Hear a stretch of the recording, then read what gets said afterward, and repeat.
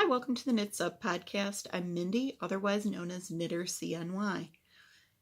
There won't be any show notes with this, but it'll probably be a pretty short podcast. I usually try and create project pages in my profile, so you can go find that on Ravelry, and there's a podcast group if you want to post pictures of your projects or talk about anything.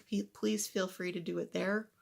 I'm very open to suggestions, constructive criticism, whatever, about the podcast.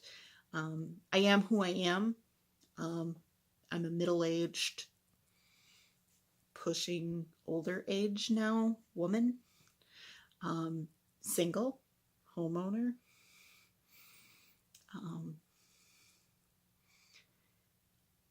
But I'm hoping that if you want to spend some time with me here, that's great. And I hope that everybody would feel like they're listened to, valued, and appreciated. And that's how I feel. You know, if anybody watches or listens to me, I'm still amazed with all of the things going on in the world, that you would actually spend some time with me. Okay. I'm not Claudia Schiffer. I'm not, Whoopi Goldberg. I'm not cool and interesting or beautiful and eloquent. I am a middle-aged knitter, crocheter who happens to have a cell phone and records some stuff. So there you go. That being said, I finished two things. This is a hat that's in Karen Pantone, and I am happy with it. It's in the blushing coral colorway. That coral color is the color of the year from Pantone. These braids were on sale for $3.99 at Michael's. They might still be on sale. I think they're putting them on clearance, so I don't know if they're getting rid of them or what. This is all one braid. This is a lighter color than this. My lighting sucks. I'm sorry. It's at night.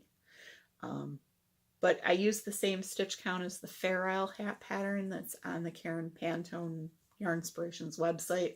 Did the same decreases at the top. That's a center decrease. Makes 3 stitches into one. So you get like 4 sections, which you can't really see because of the pom-pom, but they look like that. Color's pretty accurate there, the closer I get. This hat is a week old. The pattern only came out a week ago. It's from the Marley Bird Game Day Knit Along, sponsored by Red Heart Yarns.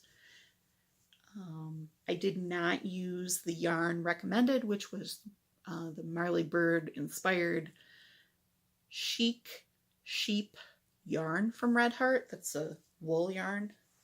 I wound up using somewhere. Anyways, sorry, I had to lean out of frame for a moment. Brown Sheep Lamb's Pride worsted, which is an 85% wool, 15% mohair yarn. And the color is Cranberry Swirl. These are seconds that I got at Rhinebeck a few years ago from Pollywogs. That's actually based out of Wayland, New York. They sell a lot of Brown Sheep seconds. At the time, they were like $4 a piece, which is unheard of for this yarn. So seconds being they're slightly irregular, I guess you would call them. But anyways, I didn't really find any problems with it. No knots or anything. This hat looks like this. It's a very loose page boy hat, I guess you would call that style. Looks like so. Has a double brim. A lot of people, I guess, had issues with the size of the hat, and some people had some very unkind words.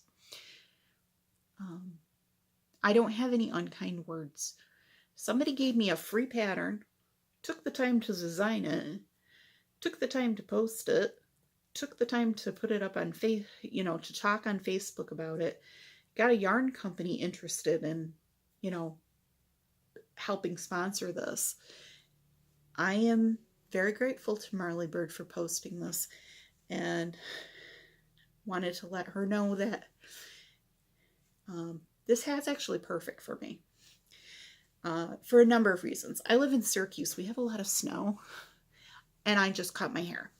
So the back of this comes down to the back of my neck. It holds all my hair in. It covers my ears, and I wear glasses, so a regular hat with a regular brim looks terrible on me.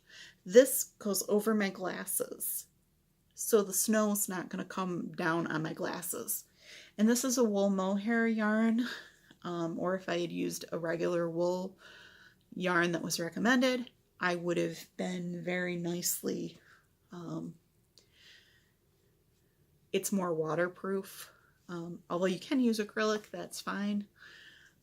But this works for me. It's really comfortable. It's not going to flatten my hair either. That's another issue I have, is sometimes my hair is curly and it gets flat under a regular, just a ski beanie or something like that. It just looks really flat. It's not flat with that. It might come out okay. And red is a kind of, I guess, a good color for me. It's what I had 2 skeins of, so that's what I used. I have this much left of the second skein, so I could probably squeeze a kid's hat out of this or something. Fingerless mitts, whatever. And it works. So thank you, Marley. Cool hat. Thank you for all the work you do. I really appreciate it. I remember when she started the Yarn Thing podcast, and she's had a really good journey. Very interesting. And I appreciate anybody who designs something. It's difficult. I couldn't do it, but that's cool. Second thing I'm working on is, okay, so those were 2 finished objects, 2 hats. I'm working on a sweater. This sweater right here, which you can't really see, but it's out of this book. Homespun, 8 designs for the family, and it's out of Lion Brand Homespun yarn. I'm going to put this close.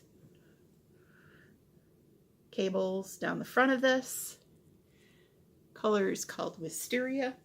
I'm using size 10, 6.0 millimeter needles. This is the front of the sweater.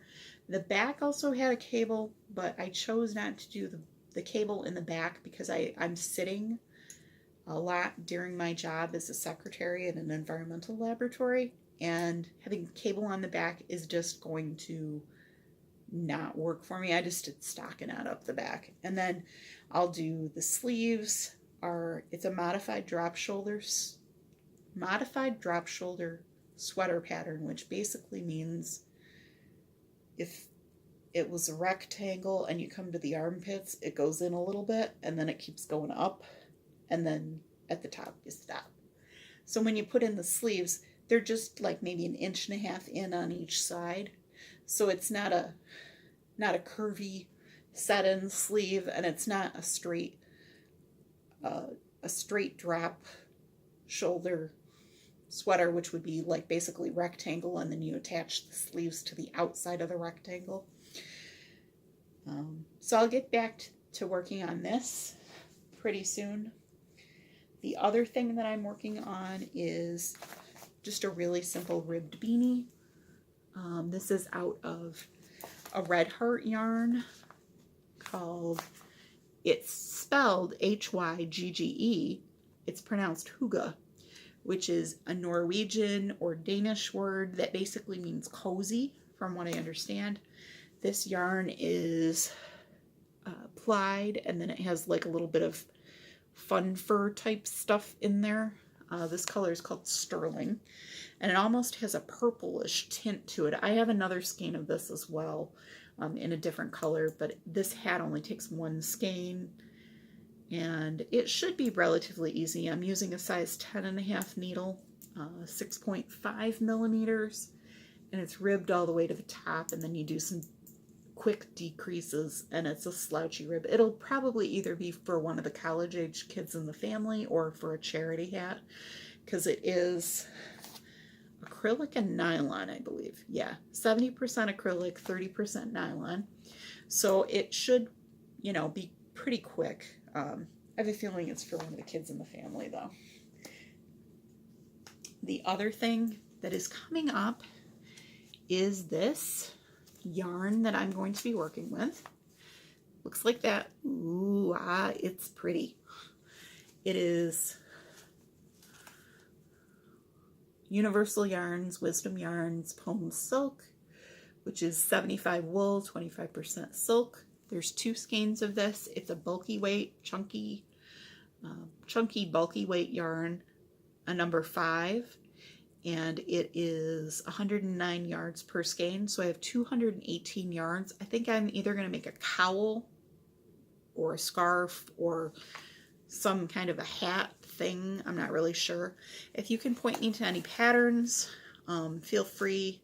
If you work with this yarn before, that'd be awesome. I bought it from Tuesday Morning maybe a year ago, maybe this summer. I'm not really sure. All of this except the Red Heart Hygge has been stash yarn. The Red Heart I bought at one of the local Walmarts. Actually, the Pantone, Karen Pantone, I bought at Michael's because that was on clearance for $3.99. I'm trying not to buy too much yarn this year. I have a lot of yarn. We will not be flashing the stash. Just know that I probably have about 6 tubs of yarn in a closet in my extra bedroom, and they're really nice yarns.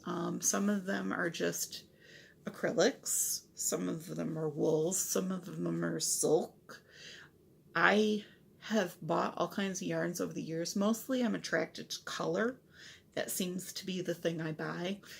And I have some alpaca too, some alpaca blends, or color, or if it's a bargain. So I've accumulated a lot of yarn. Because yarns are going up in prices, especially big box store kind of craft yarns, because the imports are going up, I have a stash to work with. So that's what I'm going to try and do this year. That doesn't mean that I'm not going to buy some super special yarn if I absolutely need it, but 2 years ago I went to Canada to the Spinrights factory tent sale, the big ball sale. That's what they call it because they're large skeins of yarn. They call it the big ball sale. That was in May. So I've still got yarn from that I need to use. And I have a lot of sock yarn, a lot of Patons Croix that I need to use. The only bit of knitting news that I know of is that Red Heart Yarns is being bought out by Spinrite. Spinrite has bought Bernat and Peyton. They were Peytons to begin with. Bernat, Karen, Lily, Peaches and Cream yarn, which I can't remember the manufacturer, but they bought the trademarks of that and stuff. So now Red Heart will be now owned by Spinrite, who's owned by a private equity firm somewhere. I don't know what this means for crafting. I am not a business craft person. I would assume it would mean the product has value. We're going to keep producing it. So hopefully that's a good thing. That means somebody's not going out of business. That means production will continue on stuff like Super Saver and like the Hygge yarn. Hopefully that will mean that maybe it might be available in more stores because, you know, different markets, that sort of thing. But it's interesting to me because who would think that yarn would be, you know, that interesting, yarn companies, all of that. So what I don't know is a lot. Let's put it that way. But it'll be interesting to see how this plays out creatively too. To see how the sale goes through, to see how the resources are integrated, how distribution goes, what new products develop, how yarn is sourced. All of that is very interesting to me. And I hope that it'll be good for everybody. Hopefully that'll be good for everybody. I don't know. Anyways, but I have a lot of stash to work from if things don't work out.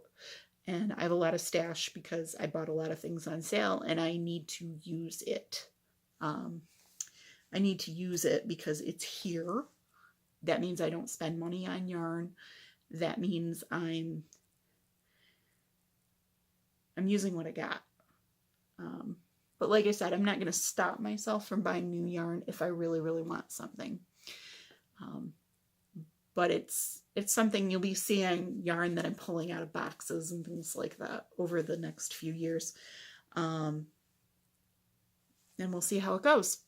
So like I said, there's a podcast group over on Ravelry. I hope that you would post there.